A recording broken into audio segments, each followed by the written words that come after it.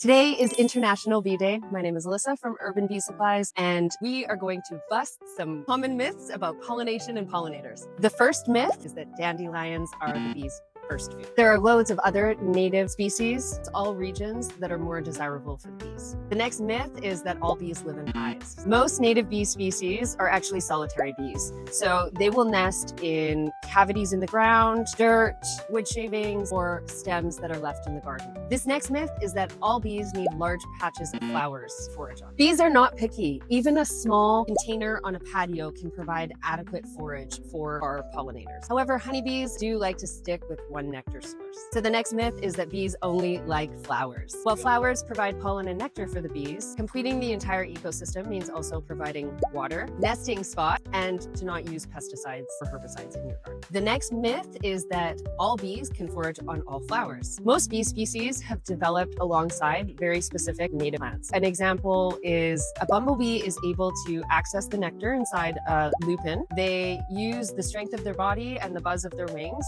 to pull down the flower petals so they can get inside. And so while a honeybee may like to forage on this flower as well, they are not strong enough to access the inner chamber where the nectar is. And this is why habitat loss is so devastating for our pollinators. So on this World Bee Day, the best thing that you can do for our pollinators is to plant more flowers.